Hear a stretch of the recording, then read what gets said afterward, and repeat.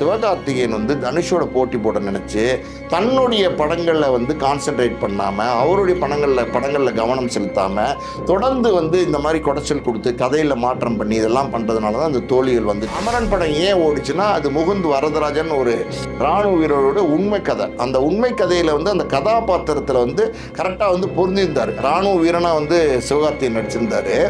அந்த படம் ஓடுனதுக்கு முக்கியமான காரணம்னா அந்த கதை வந்து அழுத்தமான கதை. 1.5 வருஷம் வெயிட் பண்ண சொல்லியிருக்கார் சுதா கொங்கராவா அப்படின்னு தெரிஞ்சுக்கிட்டு சிவகார்த்திகேயன் வந்து கரெக்டாக பார்த்தீங்கன்னா சுதா கொங்கரா அப்ரோச் பண்ணி இமீடியட்டாக நான் டேட்ஸ் தரேன், நான் நடித்து கொடுக்குறேன், எனக்கு அந்த படத்தை கொடுங்க, நான் நடிக்கிறேன் அப்படின்னு சொல்லி இந்த பராசக்தி படத்தை வந்து அவர் கமிட் பண்ணிட்டார். சிவகார்த்திகேயனுடைய பழைய மார்க்கெட் இன்னைக்கு இருக்கா அப்படின்னா பழைய மார்க்கெட் இல்லை. ஆரம்பத்தில் சிவகார்த்திகேயன் மேலே ஒரு பெரிய எக்ஸ்பெக்டேஷன் இருந்துச்சு, பெரிய பிஸ்னஸ் இருந்துச்சு, பெரிய ஓப்பனிங் இருந்துச்சு. இது எல்லாமே இப்போ வந்து படிப்படியாக வந்து குறைய ஆரம்பிச்சிச்சு. இதுக்கு காரணம் என்ன? ரஜினி விஜய் அஜித் கமலுக்கு அப்புறம் வந்து சிவகார்த்திகேயன் இருந்த இடத்த இப்போ ரஜினி விஜய் அஜித் கமல் சிவகார்த்திகேயனா பிரதீப் ரங்கநாதனா அப்படின்ற போட்டியில் கொண்டு வந்து நிறுத்திட்டாரு. சினிமா விமர்சகர், ஆஸ்கார் மூவிஸ் தயாரிப்பாளர் பாலாஜி பிரபு சார் நம்மளோட இணைஞ்சிருக்கார். வணக்கம் சார். வணக்கம். ஒரு தயாரிப்பாளர் அப்படிங்கிறதுனால வந்து பார்த்தீங்கன்னா ஒரிஜினலாக என்ன நடக்குது அப்படிங்கிறது வந்து உங்களுக்கு தெரியும். வெளியில் வந்து பார்த்தீங்கன்னா பல விஷயங்கள் சொல்லுவாங்க அந்த ஹீரோவை பற்றி. ஆனால் நிஜமாவே ஷூட்டிங் ஸ்பாட்டில் என்ன நடக்குது அப்படிங்கிறத ஒரு ப்ரொடியூசரால் மட்டும்தான் சொல்ல முடியும். அப்படி பார்க்கும்போது சிவகார்த்திகேயன் வந்து தொடர்ந்து அவருடைய படங்களில் வந்து தலையீடு இருக்குது அவருக்கு அப்படின்றாங்க. இன்னொரு பக்கம் தனுஷ் என்ன பண்ணாலும் அதை அப்படியே வீம்புக்குன்னா போய் பண்ணுறாரு, அவர்கிட்ட தேவையில்லாத விஷயங்கள்லாம் போய் அவர் என்ன பண்ணாலும் அதை தொடர்ந்து பண்ணிக்கிட்டே இருக்காரு அப்படிங்கிற மாதிரி விமர்சனம் வந்துட்டு இருக்கு. உண்மை சார்?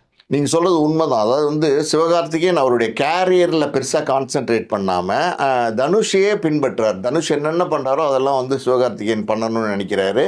அது வந்து அவருடைய எப்படி சொல்கிறது, இப்போ வளர்ச்சிக்கு இன்றைக்கி வந்து ஒரு தடையாக அமைஞ்சிருக்கு.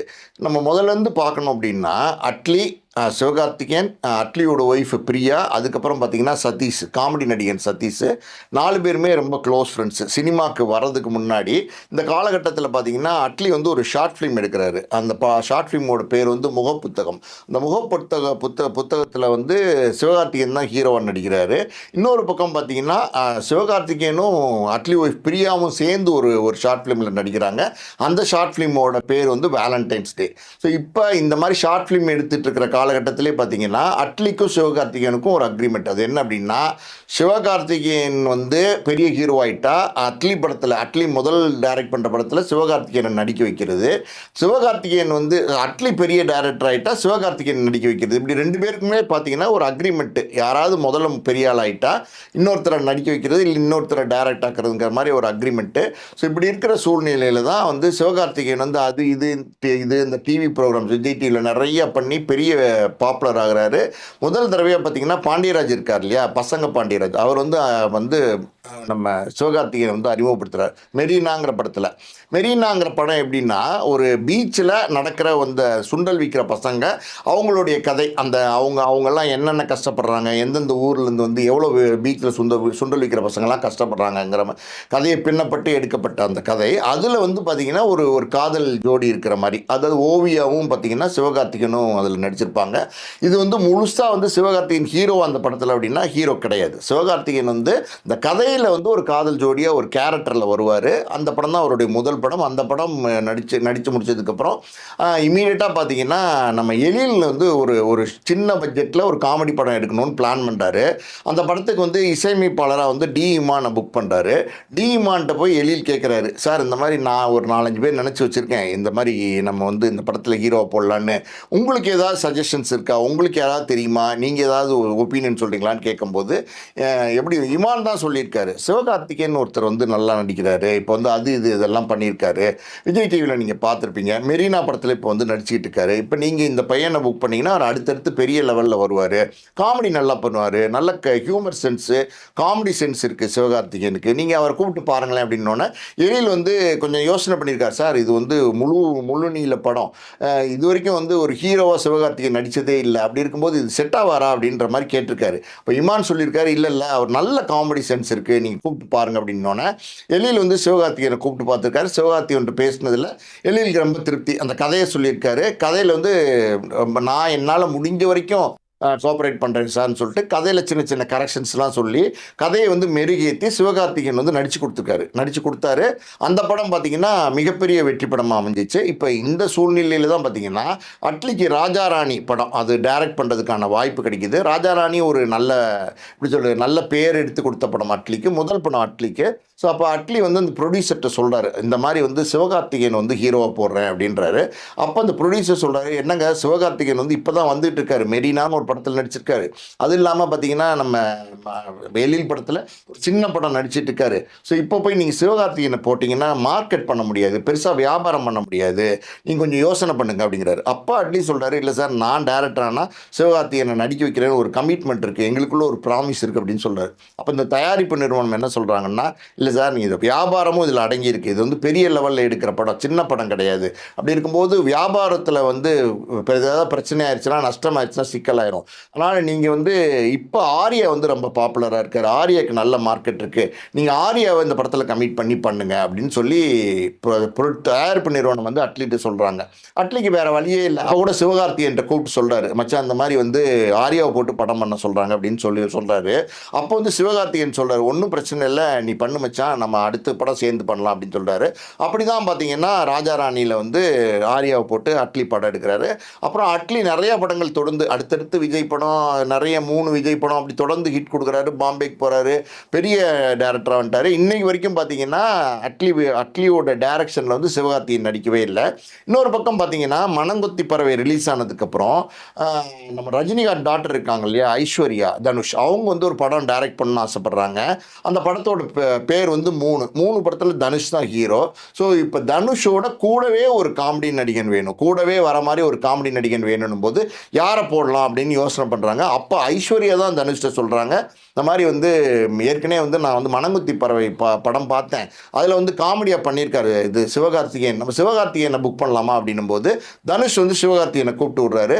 சார் இந்த மாதிரி ஒரு படம் பண்ணுறீங்களா காமெடின்னு அப்படின்னோடனே சிவகார்த்திகேயன் சொல்கிறாரு, ஓகே நான் பண்ணுறேன், உங்கள் படத்தில் காமெடின்னும் போது எனக்கு பெரிய ரீச் கிடைக்கும் நிச்சயமாக. நான் எதிர்பார்த்து வந்தது என்னென்னா ஒரு பெரிய காமெடியனாக வந்துடும் தான் எதிர்பார்த்து வந்தேன். ஸோ அந்த ஆப்பர்ச்சுனிட்டி இப்போ கிடைக்குது, அதை நான் மிஸ் பண்ண விரும்பல, நான் பண்ணுறேன் அப்படின்னு சொல்லிட்டு 3 படத்தில் வந்து தனுஷோட சிவகார்த்திகேயன் நடிச்சிருப்பார். ஸோ இந்த 3 படம் ப்ரொடக்ஷன் பண்ணாங்க இல்லையா, அந்த காலகட்டங்களில் தனுஷ், சிவகார்த்திகேயன், அனிருத், இவங்க 3 பேருமே பார்த்தீங்கன்னா ரொம்ப க்ளோஸ் ஃப்ரெண்ட்ஸ் ஆகிட்டாங்க, திக்கஸ்ட் ஃப்ரெண்ட்ஸ் ஆகிட்டாங்க. இப்படி இருக்கிற சூழ்நிலையில் தான் அனிருத் சொல்கிறார், சார் வந்து நம்ம வந்து சிவகார்த்திகேயன் வச்சு ஒரு ஹீரோவாக ஒரு படம் எடுக்கலாமே, ரொம்ப நல்லா நடிக்கிறாரு, அவருக்குன்னு ஒரு ஆடியன்ஸ் ஃபார்ம் ஆயிருக்காங்க, ஏன் பண்ணக்கூடாது, நம்ம பேனரில் சிவகார்த்திகேயன் வந்து ஒரு நல்ல பெரிய ஹீரோவாக இன்ட்ரடியூஸ் பண்ணலாமே அப்படின்னு சொல்லி ஒரு சஜஷன் வந்து சொல்கிறார். அனிருத் வந்து தனுஷ்ட சொல்கிறார். தனுஷ் சொல்கிறார், ஓகே இது நல்ல யோசனையாக தான் இருக்குது அப்படின்னு சிவகார்த்திகேயனை கூப்பிட்டு வந்து தனுஷ் வந்து ஒரு நல்ல பெரிய ப்ராஜெக்ட் டிசைன் பண்ணுறாரு, எதிர்நீச்சல் அப்படிங்கிற ப்ராஜெக்ட் வந்து டிசைன் பண்ணுறாரு. அந்த ப்ராஜெக்டில் வந்து சிவகார்த்திகேயனை ஹீரோவாக நடிக்க வைக்கிறார், நல்ல குவாலிட்டியாக செலவழிக்கிறாரு, ரொம்ப எப்படி சொல்கிறது ரிச்சாக அந்த படத்தை எடுக்கிறாங்க. இன்னொரு முக்கியமான விஷயம் என்னென்னா, இந்த படத்தை பெருசாக ப்ரொமோட் பண்ணணுங்கிறதுக்காண்டி தனுஷ் வந்து நயன்தாராட்ட பேசுகிறார், ஒரே ஒரு பாட்டில் வந்து நீங்கள் கேமியோவாக ஆடி கொடுத்துட்டு போங்க அப்படின்னும் போது நயன்தாரா தனுஷ்காண்டி வந்து இந்த பாட்டில் ஆடி கொடுத்துட்டு போகிறாங்க. ஸோ இதெல்லாம் வந்து சிவகார்த்திகேயனுக்கு பெரிய ப்ரொமோஷனாக இருந்துச்சு. அதாவது இந்த எப்படி சொல்கிறது, இந்த எதிர்நீச்சல் படம் ரிலீஸ் ஆனதுக்கப்புறம் பெரிய பேர் வந்துருச்சு சிவகார்த்திகேயனுக்கு. ஒரு வேளை வந்து தனுஷ் வந்து சிவகார்த்திகேயனை புக் பண்ணி எதிர்நீச்சல் எடுக்கலை அப்படின்னா சிவகார்த்திகேயன் வந்து 10ல் ஒரு ஆள் மாதிரி தான் இருந்திருப்பார். இப்போ அவர் நடித்த படங்கள்லாம் பாருங்களேன், மெரினா, மனங்குத்தி பறவை, அந்த மாதிரி சின்ன சின்ன படங்களில் தான் நடிச்சிட்டு இருந்திருப்பார். ஒரு பெரிய படங்களில் நடிக்கக்கூடிய ஒரு ஸ்டார் வேல்யூ உள்ள ஒரு ஹீரோவாக வந்திருக்கிறதுக்கான வாய்ப்பு இல்லை. ஸோ அந்த வாய்ப்பை ஏற்படுத்தி கொடுத்தது யார் அப்படின்னா தனுஷ் தான் அந்த வாய்ப்பை ஏற்படுத்தி கொடுக்குறாரு. ஸோ இந்த நட்பு நான் சொன்னேன்ல, தனுஷ், சிவகார்த்திகேயன், அனிருத், இந்த நட்பு வந்து தொடருது. பல இடங்களில் இவங்க 2 பேரும் சந்திக்கிறது, 3 பேர் சந்திக்கிறது, பேசுறது, பழகிறது எல்லாமே தொடர்ந்து போயிட்டுருக்கு. இப்படி தான் பாருங்கள், தனுஷ் வந்து முதல் படம் எதிர்நீச்சல் நல்ல லாபம், 2வது ஒரு படம் வந்து நம்ம சிவகார்த்திகேயன் வச்சு பண்ணலாம் அப்படின்னு வந்து தனுஷ் பிளான் பண்ணுறாரு. அந்த படம் தான் காக்கி சட்டை.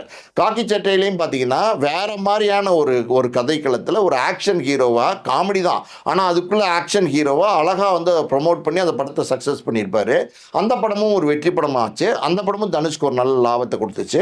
இப்படி இருக்கிற சூழ்நிலையில் சிவகார்த்திகேயன் கூட ஒரு 4-5 ஃப்ரெண்ட்ஸு புதுசாக சேர்ந்தவங்கலாம் என்ன சொல்கிறாங்கன்னா, நீங்கள் தொடர்ந்து தனுஷோடைய பேனர்லேயே நடிச்சிட்டு இருக்காதீங்க, உங்களால் வந்து பெரிய சம்பளம் கேட்க முடியாது, இன்றைக்கி வந்து உங்களுக்கு நல்ல மார்க்கெட் ஆயிடுச்சு, எதிர்நீச்சல் நல்லா ஓடிச்சு, காக்கி சட்டை நல்லா ஓடிச்சு, உங்களுக்கு ஒரு டிமாண்ட் கிரியேட் ஆயிடுச்சு, அதனால் நீங்கள் வந்து இப்போ வேறு வெளிப்படங்கள் தயாரிப்பாளர்கள் படங்கள் எல்லாம் நடிக்க ஆரம்பிங்க அப்படிங்கிற ஒரு அட்வைஸ் கொடுக்குறாங்க. இப்போ என்ன பண்ணுறாரு தனுஷ் அப்படின்னா, இந்த காம்போ நல்லா இருக்குல்ல, அதாவது வந்து சிவகார்த்திகேயனை வச்சு எடுத்து லாபம் கிடைக்கிது ஒரு தயாரிப்பாளர்ன்னும் போது, இந்த காம்போவில் வந்து சிவகார்த்திகேயன் வந்து இன்னொரு படம் பண்ணலாம் அப்படின்னு சொல்லிட்டு சிவகார்த்திகேயனை கூப்பிட்டு விட்டு, சார் ஒரு படம் பண்ணலாமா, அடுத்து ஸ்டார்ட் பண்ணலாமான்னு கேட்கும்போது சிவகார்த்திகேயன் அங்கே குண்டத்துக்கு போகிறார். என்னென்னா, சார் நான் ஆல்ரெடி வந்து வெளிப்படங்கள் 2 படங்கள் கமிட் பண்ணிட்டேன் அப்படிங்கிறார். அப்போ தனுஷ் கேட்குறாரு, என்ன சார் நீங்கள் ஒரு வார்த்தை கூட என்கிட்ட சொல்லலையே அப்படின்னு கேட்குறாரு.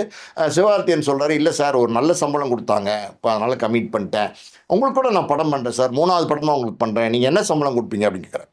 தனுஷ் ஷாக் ஆயிடுது. நான் தான் உங்களை இன்ட்ரடியூஸ் பண்ணேன், சொல்லலை, ஆனால் நான் தான் உங்களை இன்ட்ரடியூஸ் பண்ணேன், என்கிட்டே வந்து என்ன சம்பளம் கொடுக்குறீங்களா அப்படின்னு கேட்குறீங்களா அப்படின்ட்டு தனுஷ் ஒன்றுமே சொல்லலை. சரி சார் பார்த்துக்கலாம் அப்படின்னு சொல்லிட்டு அவாய்ட் பண்ணிட்டாரு. அந்த காம்போ வந்து இருக்குது பார்த்தீங்களா, அந்த ஃப்ரெண்ட்ஷிப்பு தனுஷ், அனிருத், சிவகார்த்திகேயன் அந்த ஃப்ரெண்ட்ஷிப் காம்போ வந்து உடஞ்சிது. ஆனால் தனுஷ்க்கும் அனிருத்துக்குமே சின்ன மனக்கசம் வந்துருச்சு இந்த காலகட்டங்களில். ஸோ தனுஷ் அனிருத் சேர்ந்து இசையமைக்கிறதெல்லாம் வந்து இல்லாமல் போயிடுது. ஸோ இப்படி இருக்கிற சூழ்நிலையில் வந்து அனிருத் வந்து சிவகார்த்திகேயனோட ரொம்ப க்ளோஸ் ஃப்ரெண்ட் ஆகிறாரு. சிவகார்த்திகேயன் அனிருத்தோடைய காம்போ இருக்குது பார்த்தீங்களா, ஃப்ரெண்ட்ஷிப் இருக்குது, அது ரொம்ப திக் ஆயிடுது. ஸோ இந்த காலகட்டத்தில் தொடர்ந்து வந்து வருத்தப்படாத வாலியர் சங்கம், ரஜினி முருகன், நிறைய படங்கள் சிவகார்த்திகேயனை அடுத்தடுத்து பெரிய பெரிய ஹிட் படங்கள் கொடுக்குறாரு. டாக்டர், ரெமோ எல்லாமே வெற்றி படங்கள் அமையுது. இந்த சூழ்நிலையில தான் சிவகார்த்திகேயன் வந்து ஒரு பெரிய ஹீரோவாக வளர்ந்துட்டார். ஒரு பெரிய சம்பளம் வாங்கக்கூடிய சிவகார்த்திகேயன் படம்னா ஒரு பெரிய பிஸ்னஸ், பெரிய கலெக்ஷனு, ஓப்பனிங் பார்த்தீங்கன்னா பெரிய ஆடியன்ஸு. முதல் நாள் சிவகார்த்திகேயன் படம் வந்து ஓப்பனிங்கே வந்து பெரிய க்ரௌடு வர்றது அளவுக்கு ஒரு ஸ்டாராக வந்து சிவகார்த்திகேயன் மாறிட்டார். ஸோ இதுக்கப்புறம் சிவகார்த்திகேயன் என்ன நினைக்க ஆரம்பிச்சிட்டார் அப்படின்னா, நம்ம வந்து ஒரு பெரிய ஹீரோ ஆகிட்டோம் அப்படிங்கிற எண்ணத்தில் தனுஷ் எங்கே ஆஃபீஸ் போடுறாரோ அங்கே வந்து எதிர்த்த மாதிரியே வந்து அவர் ஆஃபீஸ் போடுவார். நீங்கள் பார்த்தீங்கன்னா நம்ம நுங்கம்பாக்கத்தில் தனுஷ் ஆஃபீஸ் அது பல வருஷங்களாக இருக்குது. சிவகார்த்திகேயன் வந்து நேர் எதிர்த்த மாதிரி ஒரு ஆஃபீஸை பிடிச்சி அங்கே வந்து ஒரு ஆஃபீஸ் போடுறாரு. அவருடைய ப்ரொடக்ஷன் கம்பெனி, அவரும் தயாரிப்பு நிறுவனம் ஆரம்பித்து ஆர்டி பாஸ்கர் அவருடைய பினாமியாக வச்சுக்கிட்டு நிறையா படங்கள் சிவகார்த்திகேயனும் தொடர்ந்து படங்கள் தயாரிச்சுட்டு இருந்தார். ஸோ அதுக்கு தயாரிப்பு நிறுவனம் ஆப்போசிட்டில் போகிறாரு. இன்னொரு பக்கம் பார்த்தீங்கன்னா தனுஷ் ஒரு கார் வாங்குறான்னு வச்சுக்கோங்களேன், உடனே இவர் ஒரு கார் வாங்குவார். ஸோ இந்த மாதிரி போட்டி, தனுஷோட போட்டி போடுற ஒரு எண்ணம் வந்து சிவகார்த்திகேயன் வந்துருச்சு. தனுஷ்க்கு என்னென்னா, நம்ம தான் வந்து வளர்த்து விட்டோம், நம்ம தான் ஹீரோவாக்கணும், நம்ம தான் வந்து ப்ரொமோட் பண்ணோம், நமக்கு நேரையே ஆஃபீஸ் போட்டு நம்மளுக்கு வந்து அதாவது எப்படி சொல்கிறது, போட்டியாளர் மாதிரி இவர் பிஹேவ் பண்ணுறாரு அப்படிங்கிற ஒரு எண்ணம். இன்னொரு பக்கம் பார்த்திங்கன்னா, நம்ம நினைக்கிற காரு, நம்ம வாங்குகிற ட்ரெஸ்ஸு எல்லாமே அவர் வாங்கி போடுறாரு. நம்ம ஒரு ஹீரோயினை புக் பண்ணோம்னா அவர் ஒரு ஹீரோயினை புக் பண்ணணும், அதே ஹீரோயினை புக் பண்ணி நடிக்கணும்னு நினைக்கிறாரு. ஏன் இப்படி போட்டி போடுறாருங்கிற எண்ணம் இருந்துக்கிட்டே இருந்துச்சு. இந்த பகை வந்து தீரவே இல்லை. இப்போ தான் வந்து என்னென்னா, தனுஷ், நயன்தாரா, விக்னேஷ் சிவன் இவங்கெல்லாம் ஒரு கூட்டம் அமைக்கிறாங்க. யார், நம்ம அனிருத் எல்லாம் சேர்ந்து ஒரு கேங்காக வந்து சுற்ற ஆரம்பிக்கிறாங்க. அவங்களாம் நல்ல ஃப்ரெண்ட்ஸ் ஆகிறாங்க. இங்கே தனுஷ் வந்து தனியாக இருக்க ஆரம்பிக்கிறாரு. ஸோ இந்த சூழ்நிலையில் தான் சிவகார்த்திகேயன் என்ன பண்ணுறாருன்னா, அவருடைய படங்கள் அடுத்தடுத்து வந்த படங்கள் இருக்குது பார்த்தீங்களா, அதாவது வந்து பிரின்ஸ்னு ஒரு படம் வந்துச்சு. அதில் வந்து அந்த டேரக்டர் வந்து சூப்பர் டேரக்டர், தெலுங்கில் வந்து பெரிய வெற்றி படங்கள் கொடுத்த இயக்குனர், அவர் வந்து சிவகார்த்திகேயனை டைரக்ட் பண்ணுறாரு. அப்போ பார்த்தீங்கன்னா அந்த படத்துலேருந்து பிரின்ஸ் சிவகார்த்திகேயன் அப்படின்னே வந்து சிவகார்த்திகேயனை கூப்பிட ஆரம்பிக்கிறாங்க. அந்த மாதிரியே அடைமொழி போட ஆரம்பிக்கிறாரு. அந்த படத்தில் வந்து நிறைய தலையீடுகள். சிவகார்த்திகேயன் வந்து டேரக்டர்கிட்ட வந்து இதை மாற்றுங்க, அதை மாற்றுங்க, இது இப்படி பண்ணுங்க, அதை இப்படி பண்ணுங்க, ஃபைட் இப்படி எடுங்க, டான்ஸ் இப்படி எடுங்க, ஏகப்பட்ட தலையீடுகள் பண்ணி அந்த டேரக்டர் வேறு வழி இல்லாமல் அந்த படத்தை முடித்தார். அந்த படம் மிகப்பெரிய தோல்வி படமாச்சு. அதுக்கப்புறம் அந்த தலையீடை நிறுத்தினாரா அப்படின்னா, தலையீடை நிறுத்தவே இல்லை. மண்டேலா பண்ணார் இல்லையா, நம்ம யோகி பாபு வச்சு, மடோன் அஸ்வின், அவர் வந்து சிவகார்த்திகேயன் ஒரு கதை சொல்கிறார். மாவீரன் ஒரு படம் அது தொடங்குறாங்க. அந்த படத்தை தொடங்கி ஒரு கால்வாசி போயிட்டு இருக்கும்போது பார்த்தீங்கன்னா, அந்த இயக்குனர்கிட்டையுமே வந்து நிறைய கருத்துக்கள் சொல்ல ஆரம்பிக்கிறார். சார் இப்படி எடுக்கலாம், ஹீரோயிசம் இப்படி காட்டுங்க அப்படின்னும் போது அவர் சொல்ல, இல்லை சார் இது ஒரு குப்பத்தில் இருக்கிற ஒரு பையன் மாதிரி கேரக்டரு, இதெல்லாம் ரொம்ப மாத்திரம் நல்லா இருக்காதுன்னு சொல்கிறார். ஆனால் சிவகார்த்திகேயன் சொல்கிறாரு, இல்லை இதெல்லாம் பண்ணுங்க, நான் சொல்கிறது பண்ணுங்க, வெற்றி அடையும் அப்படின்னு நிறையா வந்து கதையில் வந்து தலையிடுறாரு. நிறையா அந்த மடோன் அஸ்வின் எடுக்கணும்னு நினைக்கிறதெல்லாம் வந்து மாற்றி மாற்றி எடுக்க சொல்கிறாரு. அவருமே பார்த்தீங்கன்னா அந்த படத்தை முடிச்சு கொடுக்குறாரு. அந்த படமே தோல்வி படமாகுது. அது வந்து பெரிய தோல்வி படம்னு சொல்ல முடியாது, ஆனாலும் வந்து தோல்வி படம் தான். அதுக்கப்புறம் பார்த்தீங்கன்னா ஹீரோன்னு ஒரு படம். அந்த படத்தில் வந்து பார்த்தீங்கன்னா மித்ரன் டைரக்ட் பண்ணுறாரு. மித்ரன் வந்து இரும்பு திரையெல்லாம் பார்த்தீங்கன்னா பிரமாதமாக பண்ணியிருந்தார், பெரிய சூப்பர் ஹிட் கொடுத்துருந்தாரு. அவர் ஒரு டேரக்டர், அவர் ஒரு கதையை வந்து சிவகார்த்திகேயன் சொல்கிறாரு, ஓகே பண்ணலான்னு சொல்லிட்டு அந்த படத்துலேயும் வந்து கதை தலையீட்டில் கதை தலையீடு பண்ணுறாரு. அந்த படமும் பெரிய தோல்வி படம் ஆயிடுச்சு. இன்னொரு பக்கம் பார்த்தீங்கன்னா மிஸ்டர் லோக்கல், அந்த படம் வந்து வேண்டா விருப்பா பண்ணுறாரு. அது அந்த ஞானவேல் ராஜா வந்து அட்வான்ஸ் பல வருஷங்களுக்கு முன்னாடி சிவகார்த்திகேயன் கொடுத்தாரு, மார்க்கெட்டு ஏறிடுச்சு. அதுக்கப்புறம் எனக்கு இன்றைக்கி இருக்கிற சம்பளத்தை கொடுங்கன்னு சிவகார்த்திகேயன் கேட்குறாரு.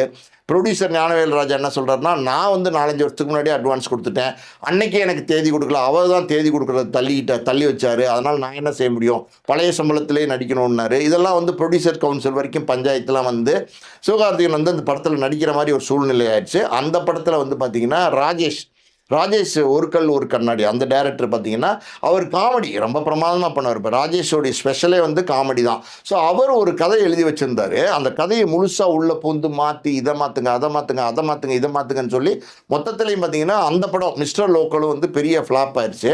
இப்போ மிஸ்டர் லோக்கலை பொறுத்த வரைக்கும் பார்த்தீங்கன்னா ஞானவேல் ராஜா என்ன சொல்கிறாருன்னா, அவர் வந்து இந்த கதை தலையீடு பண்ணி பெருசாக அதை தோக்க வச்சுட்டாரு, பெரிய லாஸ் ஆயிடுச்சு எனக்கு இந்த படத்தில் அப்படின்னு சொல்லி ஒரு சம்பளம், ஒரு கடைசியாக கொடுக்க வேண்டிய சம்பளத்தை வந்து கொடுக்காம வச்சிருக்காரு. சிவகார்த்திகேயன் வந்து அந்த சம்பளத்தை கொடுங்கன்னு கேட்கிறாரு. கொடுக்க முடியாது, நீங்க தான் வந்து கதை தலையிட்டு பண்ணி இந்த படத்தை லாஸ் பண்ணிட்டீங்க, கொடுக்க முடியாதுன்னு சொன்னப்ப இப்போ அந்த கேஸ் வந்து கோர்ட்ல நடந்துகிட்டு இருக்கு. யாருக்கு? ஞானவேல் ராஜாக்கும் சிவகார்த்திகேயனுக்கும். இதெல்லாம் ஒரு பக்கம் இருக்கும்போது தனுஷ் என்ன செய்கிறாரோ அதை வந்து செய்யணும், தனுஷ் எது பண்ணாலும் அதை வந்து செய்யணும், அப்படி வந்து தொடர்ந்து பண்ணிட்டு இருக்காரு. இப்படி தான் பார்த்தீங்கன்னா தனுஷ் வந்து பாம்பேயில் மிர்னால் தாகூர் அவங்களுடைய பிறந்த நாளுக்கு போனார். அவங்க தனுஷும் மிர்னால் தாகூரும் சேர்ந்து படம் நடிக்க போகிறாங்க அப்படிங்கிற மாதிரி தகவல்லாம் வந்ததுக்கப்புறம் என்னுடைய அடுத்த படத்துக்கும் மிர்னால் தாகூரை வந்து கதாநாயகியாக போடுங்க அப்படிங்கிற மாதிரி தயாரிப்பாளர்களுக்கு அழுத்தம் கொடுத்து சிவகார்த்திகேயன் பண்ணிட்டு இருக்காரு. இந்த சூழ்நிலையில் இப்போ இந்த மாதிரி தோல்வி படங்களுக்கு நடுவில் ஒரே ஒரு படம் தான் ஒரு வெற்றி படமாக அமைஞ்சிச்சு. அதாவது வந்து அமரன் படம் ஏன் ஓடிச்சுன்னா, அது முகுந்த் வரதராஜன் ஒரு இராணுவ வீரரோட உண்மை கதை. அந்த உண்மை கதையில் வந்து அந்த கதாபாத்திரத்தில் வந்து கரெக்டாக வந்து பொருந்திருந்தார். இராணுவ வீரனாக வந்து சிவகார்த்திகேயன் நடிச்சிருந்தார். அந்த படம் ஓடினதுக்கு முக்கியமான காரணம் என்ன, அந்த கதை வந்து அழுத்தமான கதை. அந்த கதையை வந்து ரொம்ப தெளிவாக அந்த இயக்குனர் பண்ணியிருந்தார். இன்னொரு பக்கம் பார்த்தீங்கன்னா அந்த சாய் பல்லவி இருக்காங்களா, அந்த படத்தில் ஹீரோயின் சிவகார்த்திகேயன் வந்து ஒரு 20 நிமிஷத்துக்கு முன்னாடியே இறந்து போயிடுவார். அந்த 20 நிமிஷம் அவர் இறந்து போனதுக்கப்புறம் ஒரு 20 நிமிஷம் படம் இருக்குது பார்த்தீங்களா, அந்த படம் அந்த அந்த அந்த சீன்ஸ் தான் வந்து இந்த படத்தையே வந்து சக்ஸஸ் பண்ணிச்சு. பெரிய வெற்றி கிடைச்சதுக்கு காரணம் என்னென்னா, அந்த சாய் பல்லவியோடைய எமோஷனலான ஒரு ஆக்டிங்கை ரொம்ப பிரமாதமாக பண்ணியிருப்பாங்க, எக்ஸ்ட்ராடனரியாக பண்ணியிருப்பாங்க. அந்த ஆக்டிங்னால தான் அந்த படமே நின்றுச்சு, இவ்வளோ பெரிய வெற்றி கிடைச்சிச்சு. ஆனால் இந்த வெற்றி சிவகார்த்திகேயனோட வெற்றியாக தான் பார்க்கப்பட்டுச்சு. மற்ற எல்லாத்தையும் விட்டுட்டு இது சிவகார்த்திகேயனோட படம் கிட்டத்தட்ட பார்த்தீங்கன்னா 330 கோடி ரூபா கலெக்ட் பண்ணிருச்சு, பெரிய வெற்றி அப்படின்னு வந்து எல்லாருமே சிவகார்த்திகேயனுடைய நண்பர்கள்லாம் கொண்டாட ஆரம்பிச்சிட்டாங்க. இப்படி இருக்கிற சூழ்நிலையில் தான் அதாவது அமரனுடைய வெற்றி கணக்கு பண்ணி அடுத்து ஒரு படம் பண்ணுறார். யாருக்கு படம் பண்ணுறார் அப்படின்னா, நம்ம ஏஆர் முருகதாஸ் படம் பண்ணுறார், மதராசி படம். அதில் ஒரு பெரிய சம்பளம் சிவகார்த்திகேயன் கொடுக்குறாங்க. அதுவும் பார்த்திங்கன்னா ஒரு தெலுங்கு ப்ரொடியூசர், திருப்பதி பிரசாத்னு ஒரு தெலுங்கு ப்ரொடியூசர் வந்து ஏகப்பட்ட பணத்தை வந்து செலவழித்து அந்த படத்தை எடுக்கிறாரு.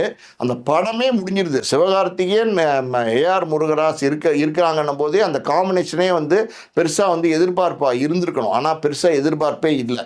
படம் கிட்டத்தட்ட முடிஞ்சு கூட வியாபாரமே ஆகலை. தமிழ்நாடு வியாபாரம் ஆகலை, ஆந்திரா வியாபாரம் ஆகலை, கேரளா வியாபாரம் ஆகலை, சேட்டலைட் ஓவர்சீஸு டிஜிட்டல் எதுவுமே வியாபாரம் ஆகலை. இந்த மாதிரி ஒரு நெருக்கடியான சூழ்நிலையில் படம் ரிலீஸ் செய்தி அனௌன்ஸ் பண்ணிட்டாங்க.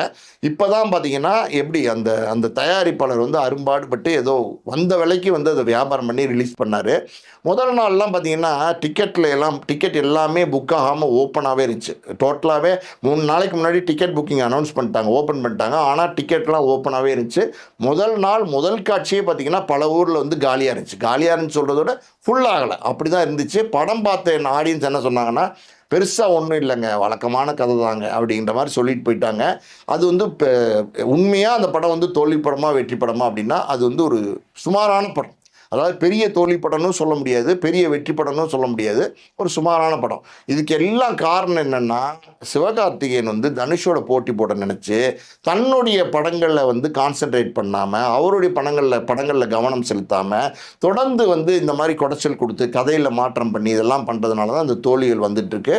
இந்த காலகட்டத்தில் தான் பார்த்திங்கன்னா சிவகார்த்திகேயன் இப்போ பெருசாக நம்பியிருக்கிற படம் எப்படின்னா பராசக்தியை பொறுத்த வரைக்கும் பார்த்திங்கன்னா, அந்த கதை முதல்ல வந்து சூர்யாவுக்கு தான் சொல்லியிருந்தாங்க, சுதா கொங்கரா. சூர்யாவுக்கு அட்வான்ஸ் எல்லாம் கொடுத்து சூர்யா அந்த கதையை கேட்டு ஓகே நான் நடிக்கிறேன்னு சொல்லியிருந்தாரு. ஆனால் இந்த காலகட்டங்களில் என்ன ஆகி போச்சுன்னா, சூர்யா, ஜோதிகா அவங்க 2 குழந்தைங்க எல்லாமே பாம்பேயில் போய் செட்டில் ஆகிட்டாங்க. ஸோ பாம்பேலேயே செட்டில் ஆனதுக்கப்புறம் இந்த பராசக்தி படத்தினுடைய கதை என்ன அப்படின்னா, இது ஒரு ஹிந்தி எதிர்த்து போராடுற ஒரு நாயகனோட கதை. ஸோ பாம்பேயில் ஹிந்திக்காரங்க இருக்கிற இடத்துல இருந்துக்கிட்டு இங்கே வந்து தமிழில் வந்து பராசக்தி ஹிந்தி எதிர்த்து இருக்கிற ஹீரோவோட கேரக்டரில் நடித்தா பாம்பேயில் நம்ம தங்குறதுக்கு சிக்கல் வரணும் அப்படின்னு நீண்ட யோசனைக்கு அப்புறம் என்ன பண்ணிட்டார் சூர்யா, இல்லைங்க நான் அந்த படத்தில் நடிக்கலைன்னு வந்து விலகிட்டார். சூர்யா விலகினதுக்கப்புறம் சுதா கொங்கரா இந்த படத்தில் யாரை நடிக்க வச்சா நல்லா இருக்கும்னு யோசிக்கும் போது தனுஷ் சூப்பராக இருப்பார் அப்படின்னு சொல்லிட்டு தனுஷ் அப்ரோச் பண்ணுறாங்க. தனுஷ் இந்த கதையை கேட்டு சூப்பராக இருக்குது நான் பண்ணுறேன், ஆனால் எனக்கு 1.5 வருஷம் வெயிட் பண்ணுங்கள், வேறு 2 படங்கள் இப்போ நான் கமிட் பண்ணியிருக்கேன், அட்வான்ஸ் வாங்கியிருக்கேன், நான் வந்து இதுக்கு நடுவில் இங்கே வர முடியாது, 1.5 வருஷம் வெயிட் பண்ண முடியுமா அப்படின்னு கேட்குறாரு சுதா கொங்கராட்ட. சுதா கொங்கரா சொல்கிறாங்க ஓகே நான் 1.5 வருஷம் வெயிட் பண்ணுறேன், ஒன்றும் பிரச்சனை இல்லைன்னு வெயிட் பண்ணுறாங்க. இந்த நேரத்தில் தான் வந்து தனுஷ் வந்து 1.5 வருஷம் வெயிட் பண்ண சொல்லியிருக்கார் சுதா கொங்கராவா அப்படின்னு தெரிஞ்சுக்கிட்டு சிவகார்த்திகேயன் வந்து கரெக்டாக பார்த்தீங்கன்னா சுதா கொங்கரா அப்ரோச் பண்ணி இமீடியட்டாக நான் டேட்ஸ் தரேன், நான் நடித்து கொடுக்குறேன், எனக்கு அந்த படத்தை கொடுங்க, நான் நடிக்கிறேன் அப்படின்னு சொல்லி இந்த பராசக்தி படத்தை வந்து அவர் கமிட் பண்ணிட்டார். ஸோ பராசக்தி படத்தை வந்து கிளவராக கமிட் பண்ணிட்டார். பராசக்தி படம் வந்து இப்போ கிட்டத்தட்ட முடிஞ்சிருச்சு. ஜனவரி 14 பராசக்தி 2026 ரிலீஸ் ஆகுது. இதெல்லாம் ஒரு பக்கம் இருந்தால் கூட சிவகார்த்திகேயனுடைய பழைய மார்க்கெட் இன்னைக்கு இருக்கா அப்படின்னா பழைய மார்க்கெட் இல்லை. ஆரம்பத்தில் சிவகார்த்திகேயன் மேலே ஒரு பெரிய எக்ஸ்பெக்டேஷன் இருந்துச்சு, பெரிய பிஸ்னஸ் இருந்துச்சு, பெரிய ஓப்பனிங் இருந்துச்சு. இது எல்லாமே இப்போ வந்து படிப்படியாக வந்து குறைய ஆரம்பிச்சிச்சு. இதுக்கு காரணம் என்ன அப்படின்னா சிவகார்த்திகேயன் வந்து எப்போவுமே வந்து தனுஷே ஃபாலோ பண்ணுறாரு. தனுஷ் இப்போ போட்டியாளராக நினைக்கிறாரு. தனுஷ் தான் நமக்கு போட்டின்னு நினச்சி அவருடைய ஃபோக்கஸை வந்து கம்மி பண்ண ஆரம்பிச்சிட்டாரு. இன்னொரு பக்கம் பார்த்தீங்கன்னா கதை தலையீடு பண்ண ஆரம்பித்ததுலேருந்து அவரோட படங்கள் எல்லாமே தோல்வி படங்கள் ஆயிடுச்சு. இப்போ இந்த சூழ்நிலையில் பார்த்தீங்கன்னா பிரதீப் ரங்கநாதன் தான் டாப் ஸ்டாராக வந்துட்டு இருக்காரு. பிரதீப் ரங்கநாதன் வந்து லவ் டுடே 100 crores தாண்டிடுச்சு. அதே மாதிரி டிராகன் 100 crores தாண்டிடுச்சு. இப்போ வந்து டியூடு அந்த படம் பற்றி கலவையான விமர்சனங்கள் இருக்குது. அதாவது இது ஒரு கலாச்சார சீரழிவு, இது இந்த மாதிரி படம் எடுக்கலாமா, இது வந்து பேன் பண்ணணும், இப்படி நிறைய விமர்சனங்கள் இருந்தால் கூட இன்றைக்கி இருக்கிற 2K கிட்ஸு ஜென்சி கிட்ஸ்லாம் அந்த படத்தை வந்து பெரிய லெவலில் கொண்டாடுறாங்க. பிரதீப் ரங்கநாதன் வர காட்சிகள் எல்லாம் பார்த்திங்கன்னா அதாவது விசில் பண்ணி கிளாப் பண்ணி அந்த படத்தை பார்க்குறாங்க, பெருசாக ரசித்து பார்க்குறாங்க அந்த படத்தை. அந்த படமே பார்த்திங்கன்னா ஒரு காமெடி, அதே நேரத்தில் அந்த படத்தில் சென்டிமெண்ட்டு எல்லாமே மிக்ஸ் பண்ணி கலகலன்னு படத்தை எடுத்துருக்குறாங்க. ஸோ மொத்தத்தில் கடைசியாக பார்த்திங்கன்னா அந்த கொலை அதுக்கு எதிர்த்த மாதிரியும் சில கருத்துக்களை எல்லாம் சொல்லியிருக்காங்க. ஸோ பிரதீப் ரங்கநாதன் வந்து இந்த படமும் வெற்றி 5 நாள்லேயே பார்த்தீங்கன்னா 100 கோடி தாண்டிடுச்சு. 5 நாளில் வந்து 100 கோடி தாண்டிடுச்சுன்னு போது இப்போ என்ன சொல்கிறாங்கன்னா சிவகார்த்திகேயன் ஒரு பெரிய மார்க்கெட்டை உருவாக்கி வச்சுருந்தார் இல்லையா. அதாவது சிவகார்த்திகேயன் படம் வந்தாலே பெரிய கலெக்ஷன் பண்ணும், பெரிய வந்து எல்லாருக்கும் லாபத்தை கொடுக்கும், தயாரிப்பாளருக்கு, டிஸ்ட்ரிபியூட்டருக்கு, தேட்டர் ஓனருக்கு எல்லாருக்கும் லாபத்தை கொடுக்கும். சிவகார்த்திகேயன் ஒரு நம்பிக்கை நட்சத்திரம். சினிமாவில் வந்து ரஜினி, கமல், விஜய், அஜித்துக்கு அடுத்து வந்து சிவகார்த்திகேயன் தான் இருக்காரு. அந்த அளவுக்கு வந்து ஒரு முக்கியமான ஒரு இடத்த பிடிச்சிட்டாரு. 5 நடிகர்களில் ஒருத்தர் வந்து சிவகார்த்திகேயன் ஆயிட்டாரு அப்படின்லாம் சொன்னாங்க இல்லையா. இப்போ வந்து எப்படின்னா சிவகார்த்திகேயனுடைய இந்த மாதிரியான செயல்களால் சிவகார்த்திகேயனோட மார்க்கெட் கொஞ்சம் கம்மியாகி இன்னும் கொஞ்சம் இதே மாதிரி தொடர்ந்து பண்ணிட்டு இருந்தாருன்னா 10 நடிகர்களில் ஒருத்தராக கூட இருக்க மாட்டார். சிவகார்த்திகேயனோட இடத்த வந்து பிரதீப் ரங்கநாதன் வந்து பிடிச்சிடுவார். முழுக்க வந்து பிரதீப் ரங்கநாதன் வந்து எப்படி சொல்கிறது, இளைய தலைமுறையின் புதிய நாயகனாக வந்து பிரதீப் ரங்கநாதன் உருவாயிட்டு வந்துட்டார். ஸோ அடுத்தடுத்து பிரதீப் ரங்கநாதன் படங்கள் வந்து கதை தெருவெல்லாம் ரொம்ப நல்லா இருக்குது. அடுத்தடுத்து கரெக்டாக கொடுத்தாருன்னா அவரை வந்து பிடிக்கிறதுக்கு ஆளே கிடையாது. அது சிவகார்த்திகேயன் தான். ரஜினி, விஜய், அஜித், கமலுக்கு அப்புறம் வந்து சிவகார்த்திகேயன் இருந்த இடத்த இப்போ ரஜினி, விஜய், அஜித், கமல், சிவகார்த்திகேயனா பிரதீப் ரங்கநாதனா அப்படின்ற போட்டியில் கொண்டு வந்து நிறுத்திட்டாரு. ஸோ இந்த நிலைமையில் சிவகார்த்திகேயன் வந்து அந்த தனுஷே ஃபாலோ பண்ணுறது, கதை தலையீடு பண்ணுறது இதெல்லாம் நிறுத்திட்டு நல்ல கதைகளை தேர்ந்தெடுத்து எப்பவும் போல தரமான படங்களை கொடுத்து அவரோட இடத்தை தக்க வச்சுக்கணும். ஏன்னா புது போட்டியாளர்கள் உள்ளே வரும்போது உங்களுடைய தவறுகளே உங்களை வீழ்த்துரும். அந்த சூழ்நிலைக்கு சிவகார்த்திகேயன் போயிடக்கூடாது. அதே மாதிரி வந்து பார்த்தீங்கன்னா வருத்தப்படாத வாலிபர் சங்கம் ப்ரொடியூசர் கூட இவருக்கு நிறைய உதவிகள்லாம் செஞ்சதா சொல்லப்படுது, கார்லாம் வாங்கி கொடுத்தாரு அப்படின்னு சொல்லப்படுது. ஆனால் அவருக்கு ஒரு பிரச்சனை வந்து இவர்கிட்ட போயிட்டு கால் ஷீட் கேட்கும் போது கொடுக்கல, இவரை பார்க்க கூட விரும்பல அப்படின்றலாம் சொன்னாங்க. உண்மையா சார்? சிவகார்த்திகேயனை பொறுத்த வரைக்கும் பார்த்தீங்கன்னா முதல்ல வந்து பாண்டியராஜன் இவர் அறிமுகப்படுத்தினார்ல மெரினா, அந்த டேரக்டருக்கு வந்து கேடி பில்லா கில்லாடி ரங்கான்னு ஒரு படம் கொடுத்தாரு. அப்புறம் சன் பிக்சர்ஸில் வந்து எங்கள் வீட்டு பிள்ளைன்னு ஒரு படம் அந்த பாண்டியராஜ் டேரக்ஷன் நடித்தார். மற்றபடி எழிலுக்கோ இல்லை அவர் ஆரம்ப காலத்தில் உதவி செஞ்ச எப்படி சொல்லுது வருத்தப்படாத வாலிபர் சங்கம் படம் எடுத்த மதனுக்கோ இல்லை வந்து லிங்குசாமிக்கோ இன்னும் பல பேருக்கு வந்து சிவகார்த்திகேயன் வந்து எந்த விதமான ஹெல்ப்புமே பண்ணலை. அந்த வரிசையில் பார்த்தீங்கன்னா மதன் வந்து காரெல்லாம் வாங்கி கொடுத்தாரு. முதல்ல சிவகார்த்திகேயன் வந்து ஒரு பெரிய காஸ்ட்லி கார்லாம் வாங்கி கொடுத்தாரு. ஆடி கார் வாங்கி கொடுத்தாரு. அப்படிப்பட்ட அந்த தயாரிப்பாளருக்கே பார்த்தீங்கன்னா இன்றைக்கி அவர் கஷ்டத்தில் இருக்கார் மதன். ஒரு படம் கொடுத்து கை தூக்கி விடலாமா அப்படின்னா கை தூக்கி விடுறதுக்கு சிவகார்த்திகேயன் தயாராக இல்லை. இதெல்லாம் வந்து எல்லா நடிகருமே பண்ணுறாங்க. சிவகார்த்திகேயனும் அது விதிவிலக்கு இல்லை. அதாவது சிவகார்த்திகேயன்லாம் வந்து எப்படின்னா ஆரம்பத்துலேருந்து கஷ்டப்பட்டு முன்னுக்கு வந்த ஒரு நடிகர். அப்படி இருக்கும்போது தன்னை வந்து ஆரம்பத்தில் தனக்கு சப்போர்ட் பண்ணி உதவி தோள் தூக்கி விட்ட தயாரிப்பாளர்களுக்கு அவர் நன்றிக்கடனாக வந்து அந்த மாதிரி தயாரிப்பாளருக்கு இன்றைக்கி மார்க்கெட்டில் இருக்கும்போது படங்கள் செஞ்சு கொடுக்கணும். அதுதான் நியாயம். அது ஆனால் அவர் செய்ய தவறார். இப்போ வந்து பார்த்தீங்கன்னா என்ன பேச்சு இருக்குன்னா, பெரிய பெரிய நடிகர்களுடைய டிஜிட்டல் வந்து விற்கவே இல்லை, அதனாலே பல படங்கள் வந்து பார்த்தீங்கன்னா தள்ளி போயிட்டுருக்கு, நிறைய படங்கள் ரிலீஸ் ஆகாமலே கிடப்பில் போடப்பட்டிருக்கு அப்படின்னு சொல்லும்போதோ, இவர் மட்டும் எந்த கான்ஃபிடென்ட்டில் வந்து பார்த்தீங்கன்னா இதெல்லாம் பண்ணிகிட்டு இருக்காரு சார்? இல்லை எல்லா நடிகர்களுக்கும் இன்றைக்கி வந்து டிஜிட்டல் வந்து கிராஷ் ஆச்சு. அதாவது வந்து நடுவில் பார்த்தீங்கன்னா டிஜிட்டல் பிஸ்னஸ் பெரிய பிஸ்னஸாக இருந்துச்சு. மிகப்பெரிய பிஸ்னஸாக டிஜிட்டல் இருந்ததுனால நடிகர்கள் எல்லாமே பெரிய லெவலில் சம்பளத்தை ஏற்றுனாங்க. டிஜிட்டலில் தயாரிப்பாளருக்கு ஒரு பெரிய லாபம் வருதுன்னொன்னே பெரிய லெவலில் சம்பளத்தை ஏற்றுனாங்க. இன்றைக்கி வந்து டிஜிட்டலை பொறுத்த வரைக்கும் என்னென்னா நிறைய படங்கள் பெரிய பெரிய படம் பாருங்களேன். நம்ம விடாமுயற்சிலேருந்து இந்தியன் 2லேருந்து தக் லைஃப்லேருந்து பல படங்கள் வந்து பெரிய பெரிய படங்கள் பெரிய பெரிய இயக்குனர்கள் இயக்குனது பெரிய பெரிய ஸ்டார்ஸ் நடித்தது எல்லாமே தோல்வி படமானதுனால அவங்களுக்கு வந்து போட்ட பணம் பெரிய லெவலில் நஷ்டமானதுனால இப்போ அவங்க ஒரு முடிவு பண்ணிட்டாங்க. எந்த படமாக இருந்தாலும் தேட்டரில் ரிலீஸ் பண்ணுங்கள், நாங்கள் படத்தை பார்க்குறோம், அது என்ன நல்லா இருந்துச்சு நல்லா ஓடுது பெரிய வரவேற்பு கிடச்சுன்னா அதுக்கேற்ற பணம் கொடுக்குறோம், ஆவரேஜ் அதுக்கேற்ற பணம் கொடுக்குறோம், ஓடலைன்னா அதுக்கேற்ற பணம் கொடுக்குறோம். வந்து டோட்டலாகவே இன்றைக்கி டிஜிட்டல் மார்க்கெட்டே வந்து கிராஷ் ஆயிடுச்சு. அதனால் வந்து இன்றைக்கி நடிகர்கள்லாம் பழைய சம்பளம் கேட்குறாங்க இல்லையா, அதே மாதிரி கேட்டால் இன்றைக்கி கொடுத்து எடுக்கிறதுக்கு தயாரிப்பாளர்கள் இல்லை. இப்போ சிவகார்த்திகேயன்லாம் பார்த்தீங்கன்னா கிட்டத்தட்ட வந்து படிப்படியாக ஏறி இன்றைக்கி வந்து ஒரு 75 கோடி ரூபா சம்பளம் வாங்கிட்டு இருக்கிற ஒரு நடிகராக வந்திருக்கிறாரு. தொடர்ந்து அவரை வச்சு 75 கோடி ரூபா சம்பளம் கொடுத்து ஒரு தயாரிப்பாளர் எடுக்க முடியுமா இந்த டிஜிட்டல்லாம் இல்லாத காலகட்டத்தில் அப்படின்னா ரொம்ப ரொம்ப கஷ்டம். ஸோ இதெல்லாம் வந்து சிவகார்த்திகேயன் மட்டும் இல்லை, எல்லா நடிகருமே புரிஞ்சுக்கிட்டு சம்பளத்தை கொஞ்சம் குறைச்சிக்கணும். Okay sir. இப்போ வந்து தனுஷும் வந்து பார்த்தீங்கன்னா அவருடைய இதுவே வழி வந்து தனியாக இருக்குது. இங்கிலீஷ் படம் நடிக்கிறாரு, டைரக்ட் பண்ணுறாரு, ப்ரொடியூஸ் பண்ணுறாரு. அவர் வந்து ஒரு தனியாக ரூட்டில் போயிட்டுருக்காரு. இவர் வந்து பார்த்தீங்கன்னா இவர் ரூட்டை மறந்ததுனால தான் இவர் இன்றைக்கி இந்த மாதிரி நினச்சிக்கிட்டு இருக்காரு. ஆனால் அவரோட பிஆர் டீம் எல்லாம் என்ன பண்ணிகிட்டு இருக்குன்னா இவருடைய படங்கள் பல கோடி வசூலாகிட்டு இருக்கு. கமெண்ட்ஸில் வந்து பார்த்தீங்கன்னா நான் எஸ்கே ஃபேன்ஸ் பாருங்கன்னு வராங்க. அவரை பற்றி விமர்சித்து வீடியோ போட்டால் கீழே வந்து பார்த்தீங்கன்னா திட்டுறது. இது எதுக்காக இந்த மாதிரி ஒரு பிஆர் டீம் உருவாக்கி வச்சிருக்காரு? இல்லை இது எதுக்கு பண்ணி வச்சிருக்காருன்னே தெரில. இந்த பிஆர் டீம் எல்லாம் வந்து இன்றைக்கி எல்லா நடிகர்களுமே ஆளுக்கு ஒரு பிஆர் டீம் வச்சுக்கிறாங்க. பொதுவாக அந்த நடிகர்கள் வந்து பிஆர் டீம் வச்சு தங்களை ப்ரமோட் பண்ணிக்கிட்டால் கூட பரவாயில்ல. அதாவது வந்து இப்போ ஒரு சிவகார்த்திகேயன் படம் வருது, படம் சூப்பர், எஸ்கே சூப்பர், எஸ்கே எங்கள் தலைவர், எஸ்கே எங்கள் அண்ணா, அப்படி வந்து ப்ரமோட் பண்ணிக்கிட்டால் பரவாயில்ல. ஆனால் என்ன பண்ணுறாங்க இந்த பிஆர் டீம் வச்சுக்கிட்டு வேறு நடிகர்களுடைய படங்கள் வரும்போது பெருசாக வந்து டேமேஜ் பண்ணுற மாதிரி பண்ணுறாங்க. உதாரணத்துக்கு வந்து தனுஷோட இட்லி கடையில் வரும்போது பார்த்தீங்கன்னா தனுஷோட படத்தை வந்து பெரிய லெவலில் சிவகார்த்திகேயன் பிஆர் டீம் வந்து டேமேஜ் பண்ணாங்க. அதான் நல்லா இல்லை, நீலாம் ஒரு நடிகனா மொக்க அப்படி இப்படின்லாம் போட்டு டேமேஜ் பண்ணாங்க. ஒருத்தன் வளர்றான் அப்படின்னா அவனுக்கு நீங்கள் வழி விட்டுருங்க, உங்களோட வளர்ச்சியை நீங்கள் பாருங்கள். அப்போ தான் வந்து இது வந்து சுகாதாரமாக இருக்கும். நீங்கள் யாரையாவது கெடுக்குன்னு நினச்சிங்கன்னா நீங்களே கெட்டு போயிடுவீங்க. பழமொழியே இருக்குது, கெடுவான் கேடு நினைப்பான் அப்படின்னு. அந்த சூழ்நிலைக்கு இன்றைக்கி இருக்கிற பல நடிகர்கள் வந்து தள்ளப்பட்டிருக்கிறாங்க. அதுலேருந்து வெளியில் வந்து நம்ம படம் ஓடுறதுக்கு நம்ம ப்ரமோட் பண்ணலாம், மற்றவங்க படம் கெடுக்கிறதுக்கு நம்ம எதுவும் பண்ணக்கூடாது அப்படிங்கிற மனநிலைக்கு வரணும்.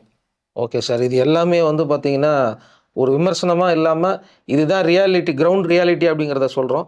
எடுத்துக்கிறது எடுக்காதது அவங்களோட விருப்பம். இன்றைக்கி நிலமை இப்படி தான் இருக்குது, இண்டஸ்ட்ரியோட நிலமை இப்படி இருக்குங்கிறத வந்து அட்லீஸ்ட் நம்மளாவது ஓப்பனாக பேசலான்றதுக்காக தான் இந்த வீடியோ. Thank you sir. நன்றி.